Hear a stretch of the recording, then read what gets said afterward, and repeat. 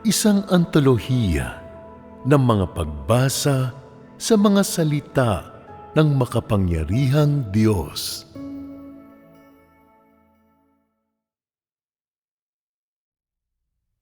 Ang hindi pagbabago ng disposisyon ay pakikipag-alitan sa Diyos.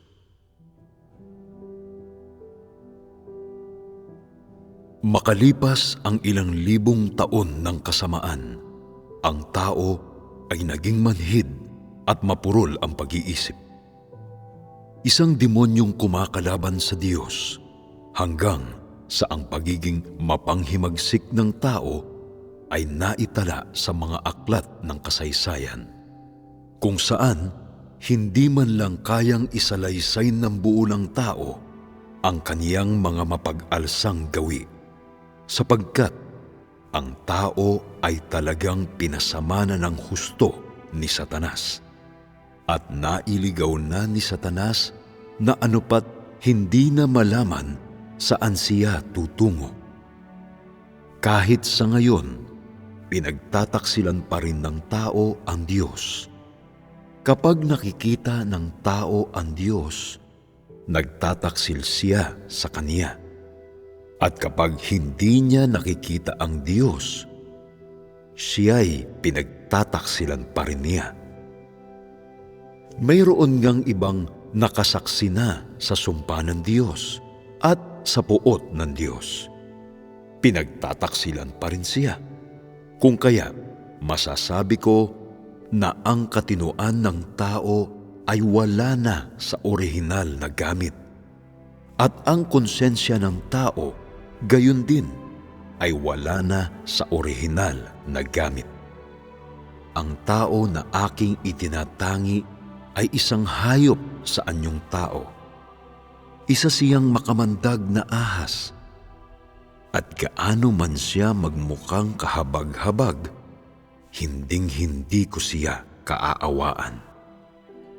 Sapagkat ang tao ay wala ng unawa sa pagkakaiba ng itim at puti, sa pagkakaiba ng kung ano ang totoo at di totoo. Ang katinoan ng tao ay naging manhid, ngunit siya ay patuloy na naghahangad ng mga pagpapala. Ang kaniyang pagkatao ay naging masyadong walang dangal, ngunit naghahangad pa rin siya na taglayin ang kapangyarihan ng isang hari.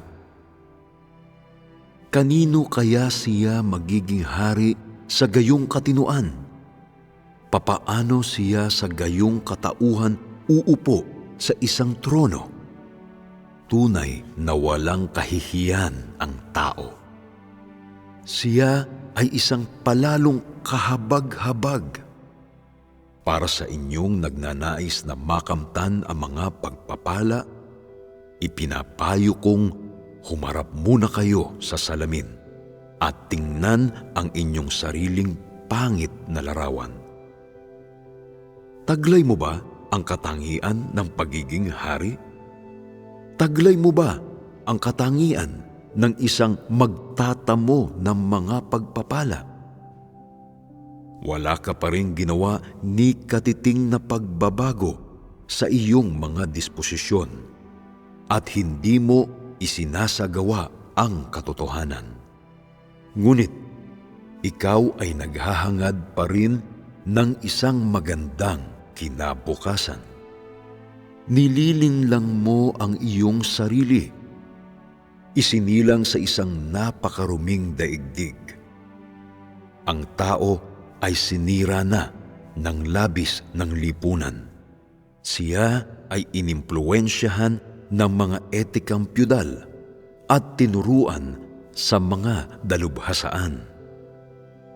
Ang paurong na kaisipan, masamang moralidad, masamang pagtanaw sa buhay, kasuklam-suklam na pilosopiya, lubos na walang saysay na pag-iral at napakabuktot na uri ng pamumuhay at mga kaugalian, lahat ng mga bagay na ito ay ang matinding nanghimasok sa puso ng tao at matinding nagpahina ng kaniyang katuwiran at inusig ang kanyang konsensya.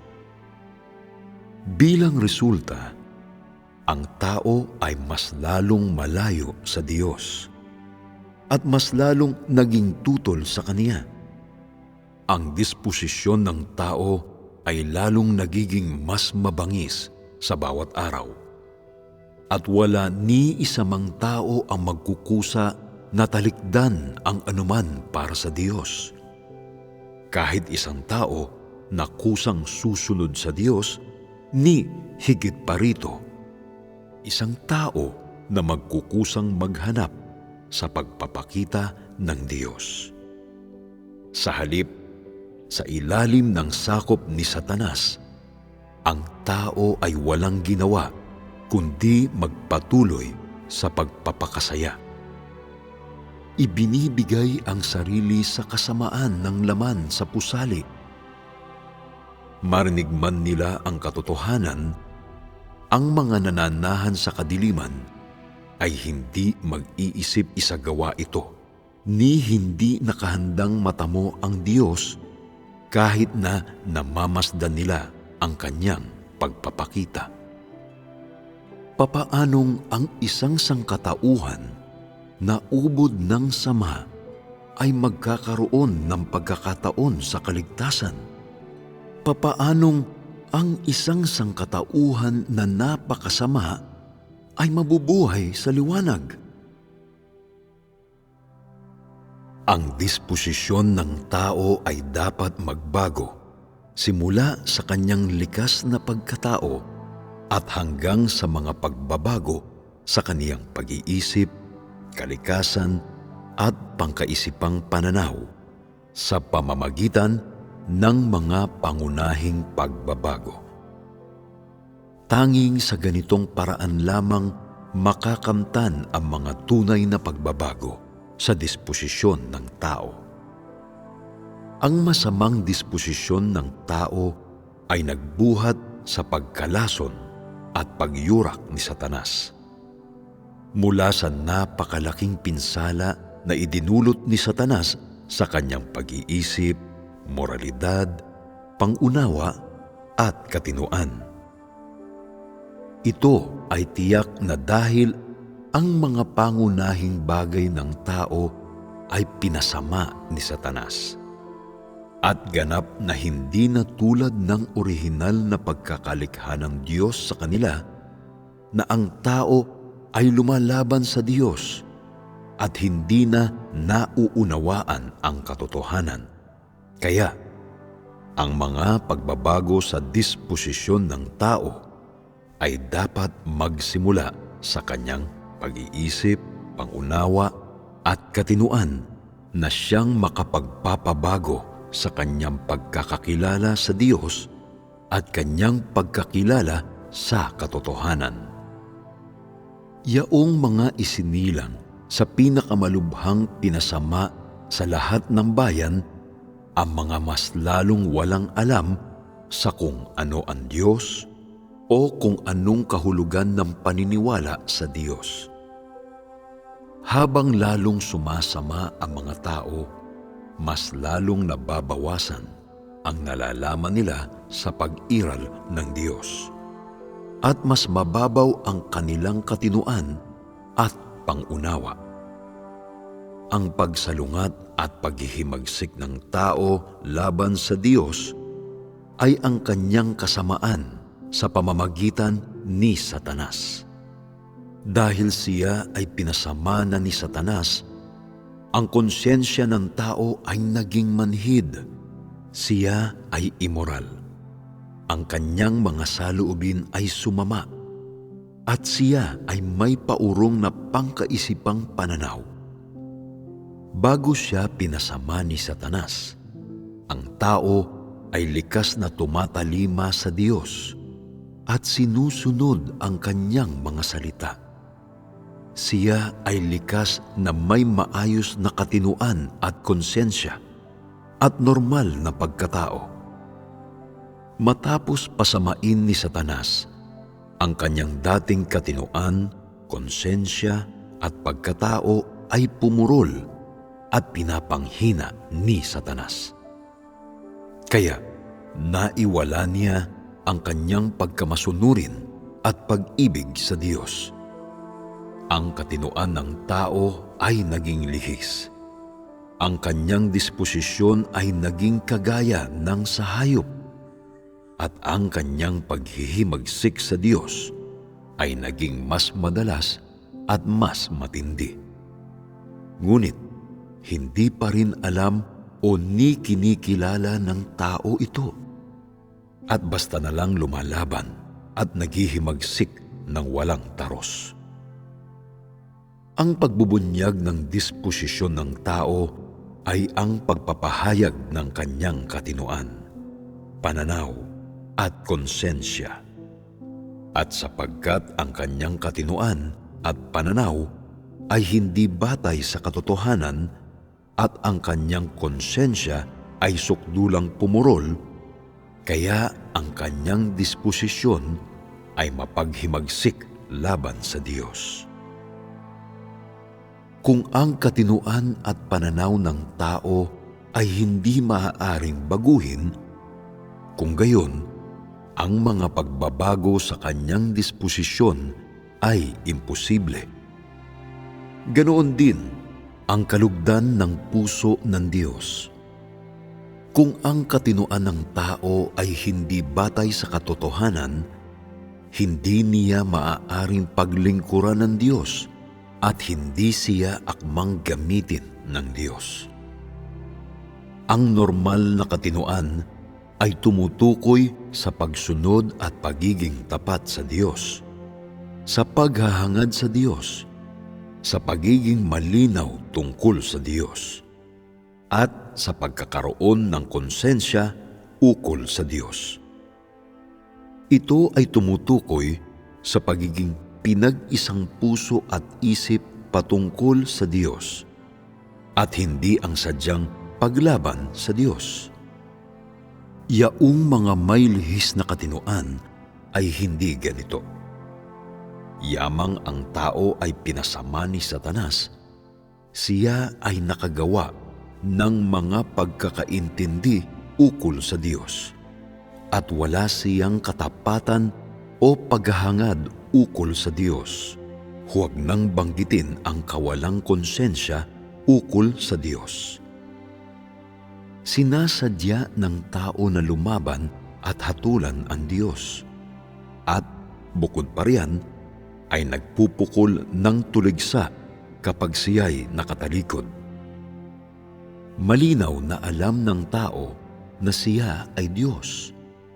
Subalit siya pa ring humahatol sa Kanya habang siya ay nakatalikod.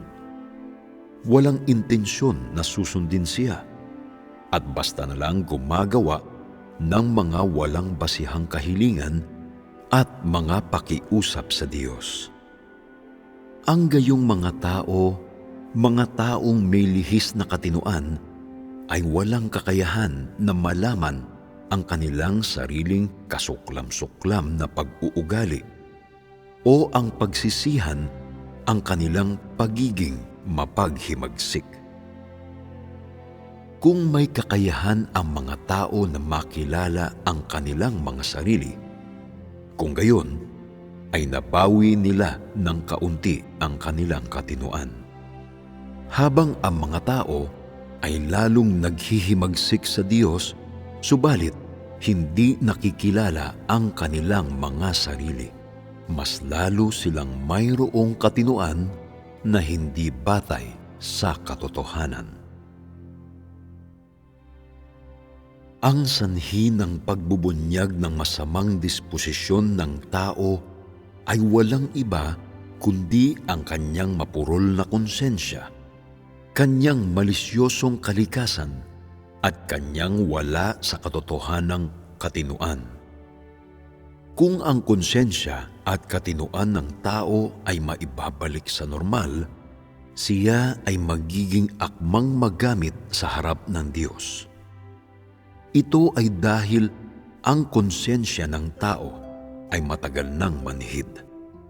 Ang katinoan ng tao kailanmay di batay sa katotohanan at lalo pang pumupurol habang ang tao ay lalo pang naghihimagsik sa Diyos. Kaya nga, ipinako pa niya si Jesus sa krus at hindi pinapasok ang nagkatawang taong Diyos ng mga huling araw sa kanyang tahanan. At hinusgahan ang katawang tao ng Diyos. At itinuturing pa ang katawang tao ng Diyos bilang hamak at mababa. Kung ang tao ay mayroong kahit na kaunting pagkatao, hindi siya magiging malupit sa kanyang pagtrato sa katawan ng Diyos na nagkatawang tao. Kung mayroon siya kahit ng kaunting katinuan, hindi siya magiging malupit sa kanyang pagtrato sa katawan ng Diyos na nagkatawang tao. Kung mayroon siya kahit na kaunting konsensya, hindi siya magiging mapagpasalamat sa Diyos na nagkatawang tao sa ganitong paraan. Ang tao ay nabubuhay sa panahon na ang Diyos ay naging katawan. Ngunit hindi niya magawang magpasalamat sa Diyos sa pagbibigay sa Kanya ng ganoong kagandang pagkakataon. At sa halip ay isinumpa ang pagdating ng Diyos o lubusang hindi pinapansin ang katotohanan ng pagkakatawang tao ng Diyos. At para bang tutol siya rito at nayayamot ukol dito. Hindi alintana paano man tinatrato ng tao ang pagdating ng Diyos. Ang Diyos sa madaling sabi ay laging nagpapatuloy sa kanyang gawain kahit ano paman. Kahit na ang tao ay wala ni katiting na pagbati ng pagsalubong sa Kanya at walang taros na lang hihiling sa Kanya, ang disposisyon ng tao ay naging napakasama. Ang kanyang katinuan ay naging napakapurol at ang kanyang konsensya ay lubusan ng niyurakan ng masama at matagal nang tumigil bilang orihinal na konsensya ng tao. Ang tao ay hindi lang walang utang na loob sa Diyos na nagkatawang tao sa pagkakaloob niya ng gayong buhay at biyaya sa sangkatauhan. Ngunit lalo pang ang naghihinakit sa Diyos sa pagbibigay niya sa Kanya ng katotohanan. Ito ay sapagkat ang tao ay wala ni kaunting interes sa katotohanan, kaya siya ay naghihinakit sa Diyos. Ang tao ay hindi lang walang kakayahang ialay ang kanyang buhay para sa Diyos na nagkatawang tao. Ngunit, nagsisikap din siyang makakuha ng mga pabor sa Kanya at umaangkin ng mga pakinabang na dose-dosenang beses na mas marami kaysa sa naipagkaloob ng tao sa Diyos.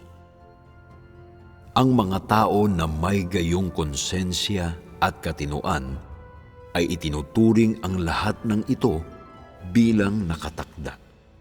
At patuloy na naniniwala na sila ay gumugol na ng napakarami sa Diyos at ang Diyos ay nakapagbigay lamang ng kaunti sa kanila. May mga tao na nakapagbigay lang sa akin ng isang mangkok na tubig, ngunit naglahad ng kanilang mga kamay at ang hinihinging kapalit ay 2 mangkok ng gatas, o nakapagbigay sa akin ng 1 kwarto para sa isang gabi, ngunit nagtangkang singilin ako ng mas maraming beses para sa bayad sa pagpapatira. Sa gayong pagkatao at sa gayong konsensya, paano ninyo nagawang naisin pa na matamo ang buhay? Kayo ay mga kasuklam-suklam na sawimpalad. Dahil sa ganitong pagkatao at konsensya ng tao, kaya ang Diyos na nagkatawang tao ay lumilibot sa buong lupa. Walang mahanap na lugar para masilungan.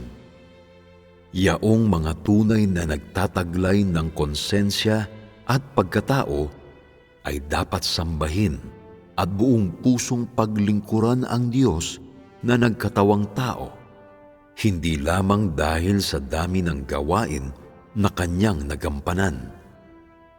Ngunit kahit na wala siyang nagampanang anupaman, ito ang dapat na gawin ni Yaong may mahusay na katinuan. At ito ang tungkulin ng tao. Karamihan sa mga tao ay naghahayag pa ng mga kondisyon sa kanilang paglilingkod sa Diyos. Wala silang pakialam kung siya man ay Diyos o isang tao, at sila'y nagsasalita lang ng kanilang sariling mga kondisyon. At ang pinagsisikapan lang ay ang pagkakamit ng kanilang sariling mga hangarin. Kapag nagluluto kayo para sa akin, humihingi kayo ng bayad para sa tagaluto. Kapag tumatakbo kayo para sa akin, humihingi kayo ng bayad para sa pagtakbo. Kapag kayo ay gumagawa para sa akin, humihingi kayo ng bayad para sa paggawa. Kapag nilalabhan ninyo ang aking mga damit, humihingi kayo ng bayad para sa paglalaba. Kapag nagbibigay kayo para sa iglesia, humihingi kayo para sa mga pagbawi ng gastos. Kapag nagsasalita kayo, humihingi kayo ng bayad para sa tagapagsalita. Kapag namigay kayo ng mga libro, humihingi kayo ng bayad para sa pamamahagi. At kapag nagsusulat kayo, humihingi kayo ng bayad para sa pagsusulat. Yaong aking mga pinakitunguhan ay nanghihingi pa ng kabayaran mula sa akin, samantalang yaong mga pinauwi ay nanghihingi ng bayad pinsala para sa pagkasira ng kanilang pangalan. Yaong mga hindi pa kasal ay nanghihingi ng dote o kabayaran para sa nawala nilang kabataan. Yaong mga nagsikatay ng manok ay nanghihingi ng bayad para sa tagakatay. Yaong mga nangagsisiprito ay nanghihingi ng bayad para sa pagpiprito. At yaong nagsisigawa ng sopas ay nanghihingi ng kabayaran para rito gayon din. Ito ang inyong matayog at makapangyarihang pagkatao. At ito ang mga gawa na idinikta ng inyong mainit-init na konsensya. Nasaan ang inyong katinuan? Nasaan ang inyong pagkatao? Hayaan ninyong sabihin ko sa inyo, kapag nagpatuloy kayo gaya nito, titigil ako sa paggawa sa gitna ninyo. Hindi ako gagawa sa gitna ng kawan na mga hayop na nakadamit tao. Hindi ako magpapakasakit sa gayong grupo ng mga tao na ang magandang mukha ay nagtatago ng isang mabangis na puso. Hindi ako magtitiis para sa gayong kawan ng mga hayop na wala ni katiting na posibilidad sa kaligtasan. Ang araw na talikuran ko kayo ay ang araw na kayo ay mamamatay. Ito ang araw na darating sa inyo ang kadiliman, at ang araw na kayo ay pinabayaan ng liwanag. Hayaan ninyong sabihin ko sa inyo, hindi ako magiging mabait sa grupo na katulad niyo. Isang grupo na mas mababa pa sa mga hayop. May mga hangganan ang aking mga salita at pagkilos. At sa ganyan ninyong pagkatao at konsensya, hindi na ako gagawa pa, sapagkat kayo ay sobrang walang konsensya. Kayo ay nagdulot ng masyadong matinding sakit sa akin, at lubos kong kinayayamutan ang inyong kasuklam-suklam na pag-uugali. Ang mga taong masyadong kulang sa pagkatao at konsensya ay hindi kailanman magkakaroon ng pag-asa sa kaligtasan. Hindi ko kailanman ililigtas ang gayong walang puso at walang utang na loob na mga tao. Pagdating ng aking araw, ibubuhos kong parang ulan ang aking nakapapasong apoy hanggang sa walang hanggan sa mga anak ng pagsuway na minsan ay pumukaw sa aking matinding galit. Ipapataw ko ang aking walang hanggang kaparusahan sa mga hayop na iyon na minsay pumukol ng pagtuligsa sa akin at pinabayaan ako. Susunugin ko magpakailanman sa pamamagitan ng mga apoy ng aking galit ang mga anak ng pagsuway na minsan ay nakasama kong kumain at nakipamuhay kasama ko. Ngunit hindi naniwala sa akin at ininsulto at pinagtaksilan ako. Isa sa ilalim ko sa aking kaparusahan ang lahat na pumukaw ng aking galit. Ibubuhos kong parang ulan ang kabuuan ng aking galit sa mga hayop na minsay nagnais gumawa kasama ko, subalit hindi sumamba o sumunod sa akin. Ang tungkod na aking ihahataw sa tao ay babagsak sa mga hayop na dating nagpasasa sa aking kalinga, at mga misteryong aking sinabi at nagtangkang tumanggap ng makalupang kasiyahan mula sa akin. Hindi ako magiging mapagpatawad sa sinumang tao na nagtatangkang kunin ang aking posisyon. Wala akong paliligtasin sa mga nang-agaw ng pagkain at mga damit sa akin. Sa ngayon, mananatili kayong malaya mula sa kapahamakan at patuloy ninyong lampasan ang inyong mga sarili sa mga kahilingang inilatag ninyo sa akin. Pagdating ng araw ng pagkapuot, wala na kayong mahihiling sa akin, at sa oras na iyon, hahayaan ko kayong magpakasaya hanggang gusto ninyo. Isusubsub ko ang inyong muka sa lupa at hindi na kayo muling makababangon. Di magtatagal, pagbabayarin ko kayo sa pagkakautang na ito, at umaasa ako na matiyaga kayong maghihintay sa pagdating ng araw na ito. Ngunit kung ang mga napakahamak na nilalang na ito ay handang iwan ang kanilang mga maluhong kaluguran sa kanilang sarili at manunumbalik sa Diyos, kung gayon ay may pag-asa pa sila sa kaligtasan. Kung ang tao ay may puso na tunay na nananabik para sa Diyos, hindi siya iiwan ng Diyos. Bigo ang tao na matamo ang Diyos, hindi dahil sa ang Diyos ay may emosyon o dahil ayaw ng Diyos na makamit siya ng tao. Ngunit dahil ayaw makamit ng tao ang Diyos at dahil hindi agarang hinahanap ng tao ang Diyos.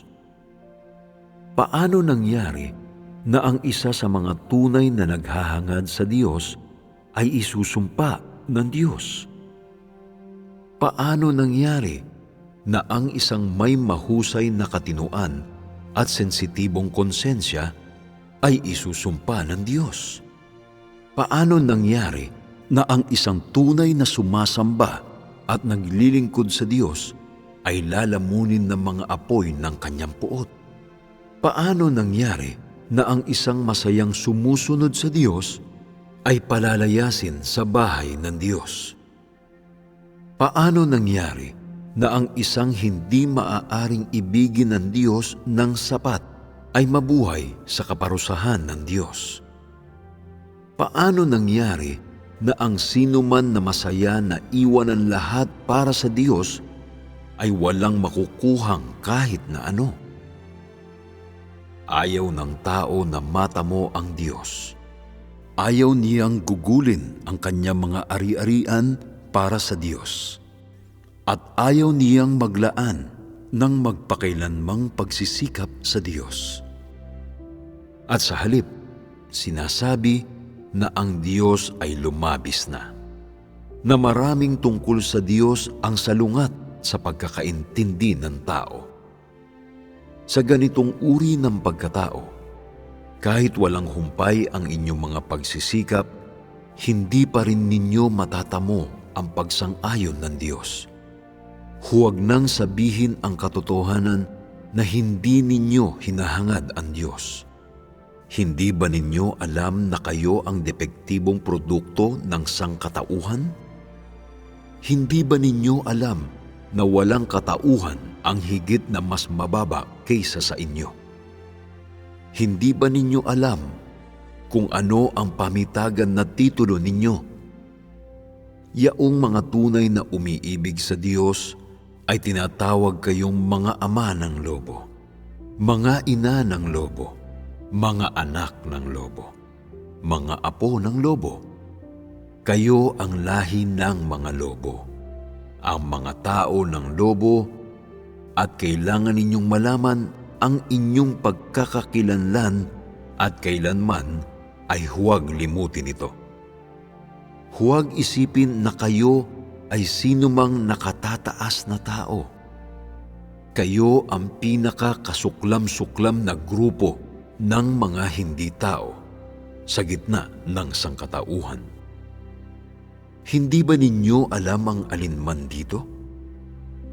Hindi ba ninyo alam gaanong panganib ang sinuong ko upang gumawa sa gitna ninyo? Kung ang inyong katinoan ay maibabalik sa normal at ang inyong konsensya ay hindi gagana ng normal, kung gayon, ay hindi kayo kailanman makalalaya sa bansag na lobo. Hindi ninyo matatakasan ang araw ng sumpa. Kailanman ay di matatakasan ang araw ng inyong kaparusahan. Kayo ay isinilang na mababa, isang bagay na walang kabuluhan. Kayo sa inyong kalikasan ay pangkat ng mga gutom na lobo, isang tumpok ng latak at basura, at hindi kagaya ninyo, hindi ako gumagawa sa gitna ninyo upang makakuha ng mga pabor, ngunit dahil sa pangangailangan sa gawain.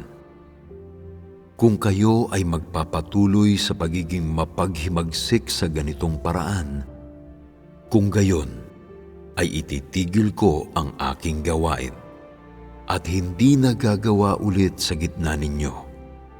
Bagkus, ililipat ko ang aking gawain sa ibang grupo na napalulugod ako. At sa ganitong paraan ay iiwan kayo magpakailanman sapagkat hindi ako titingin sa mga nakikipag-alitan sa akin. Kaya kung ganoon, nais nyo bang maging kaayon sa akin o makipag-alitan sa akin?